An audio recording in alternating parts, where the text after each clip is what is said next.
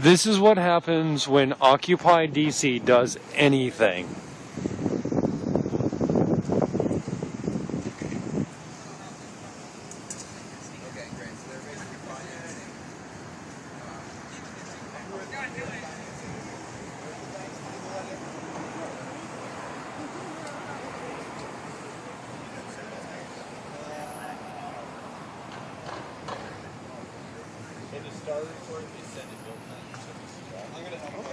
These tents are have been measured within 15 feet of any doorway. They are no longer in any kind of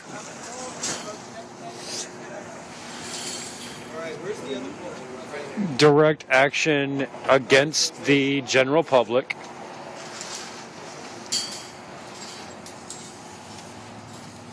And there is no such thing as... This is all completely legal. This is all extremely legal. Wait.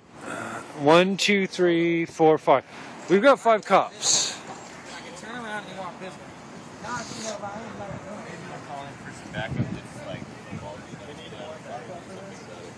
Yeah, they need more backup. Or maybe they need the You're occupiers. So they seen the park. They need more backup.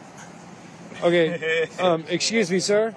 Yes. Why exactly are we doing this? We're here to occupy Merrill Lynch. Because of Jesus. Merrill Lynch is a bank that is deeply in bed with Mr. Darrell Issa, the individual who was so offended that 4 people hunger striked for 4 days to get statehood for D.C. for American principles and went and sat in his office for a day to talk to him.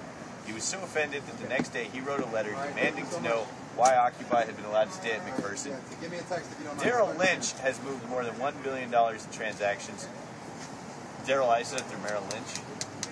And Darrell Issa, like many members of Congress, used his legislative authority to develop policies and guide investigations in a way that was friendly to the banks that he had all of his money in. So Darrell Issa went out of his way because of his spot on the Oversight Committee to make sure that Merrill Lynch was not properly investigated during the bank bailouts. That's shady. Darrell Issa is about as shady as they come. And he looks like the husband from Bewitched. And I mean, it's cool to look like a movie star, but like, not one from the 50s. Now, what about Darrell Issa investigating Occupy in general for sleeping as opposed to investigating why Occupy exists? Representative Cummings, a veteran of the Civil Rights Movement, was very clear about that. He said that it made no sense to spend the Oversight Committee's valuable time investigating people sleeping in a park when there are still banks that need to be investigated for illegally kicking people out of their fucking homes when they didn't even have the mortgage paperwork. Man, there are only so many hours in a day, and there's only one executive oversight committee in Congress. Like, it's a matter of priorities. Now, this is not a popular sentiment. Obviously, Democrats are not popular at Occupy DC. But if the Democrats had the majority in the House and written the agenda for the Executive Oversight Committee, man, there wouldn't have been an Occupy DC investigation. Interestingly enough. Oh, I'm just executed. I got Now, do you think You're having that... fun, I can tell. You're having fun already. Now, But I won't tell your boss. hold on. Do you think that the Democrats constantly meeting the Republicans in the middle over the last 4 years has significantly hurt the American agenda of being American? Yeah. No, I'll figure this out. I think it's interesting that when the Republicans were in the minority in Congress, they were able to scare the Democrats into breaking a lot of their filibusters. But when the Democrats are, in the majority. But when the Democrats are in the majority in Congress, and especially, particularly in the Senate, they seem to lack the fortitude and the backbone to stare the Republicans down and get them to break their filibusters.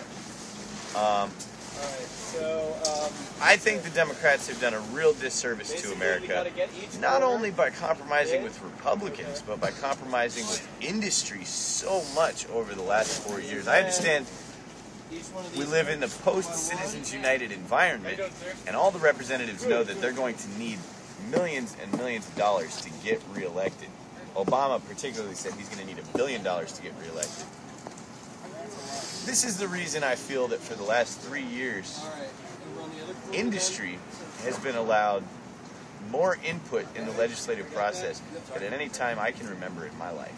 A great example of this was obviously the health care bill. But another great example of this was the cap and trade bill, where the strategy to secure passage was to see to it that oil and gas industries, the industries that pollute, would support this bill by handing them free carbon credits. Oh yeah, and for that. So I want to say that even more than bending over to Republicans, I think allowing industry to have more input in the legislative process than the American people has really harmed America in the last 4 years. Now, as far as the last 4 years and the bullshit that has been Democrats constantly meeting the Republicans in the middle and the Republicans moving the middle farther right, is that a accurate statement? It is. I would go even farther and say the Democrats came to the center of the right to compromise, and the Republicans went so far to the right they were off a cliff. A great example of this is the health care bill. Obama started the negotiations by refusing to consider single-payer health care and refusing to allow Congress to have an up or down vote on the public option. Absolutely absurd. In fact, Obama wouldn't even allow a vote on the Kucinich Amendment, which would have allowed states to pursue the freedom to pursue single-payer health care plans on their own. The way you negotiate is you start farther from the compromise you want to reach. You start to the left of the compromise you want to reach, and then compromise with the individuals on the right. So you start with single payer, and obviously that would be the best healthcare approach. But, and then you compromise and you end up with the public option. But if you take the single payer and the public option off the table to begin with, you end up with a bill that's to the right of center. So, yeah. So would you actually say that there is no such thing as a right or left? There is only really one party, as opposed to a left or right. There is no longer a left or right. There is only a right. Most occupiers would say that. I wouldn't. I feel there are still some differences between the Democrats and the Republicans that are important. One example is their attitude towards the Environmental Protection Agency. The Democrats have done really a very good job in the last 3 years strengthening the Environmental Protection Agency. Not a perfect job. They've done a good enough job that the Chamber of Commerce is all hellfire and brimstone against them. And the Koch brothers are talking about fighting a holy war against Obama. So I would say that in a lot of the things that really matter, there's no difference between the Democrats and the Republicans, especially war. Both parties are just thirsty for war. Both parties are deeply friendly to the banks. And both parties support free trade policies which lead to the enslavement of the developing world and a global race to the bottom in environmental and labor standards. So, I hate to say this, but on the issues that matter the most, there is no difference between the Democrats and the Republicans. But on many of the secondary domestic issues, I do see still a lot of space between the Democrats and the Republicans. So if there was an Occupy response to what's going on exactly right now, how would we come up with that, given all of the issues that Occupy is? Set the fly up. It would be very difficult given the General Assembly consensus process. My personal response as an individual who occupies is that free trade policies, war, and the continued burning of fossil fuels are creating a situation where our grandchildren will not have a world to live in. Billions of our grandchildren will not have water to drink, they won't have food to eat, they won't have a world that can sustain human life. And unless the Democrats are going to stand up to save And our he says world. that's not it. We can't be blocking the flow of traffic. They don't mean shit to me. And we cannot obstruct the door. Okay.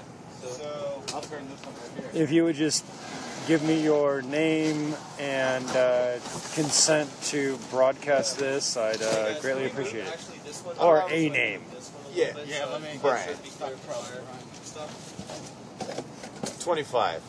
Colorado. Thanks. Absolutely brilliant.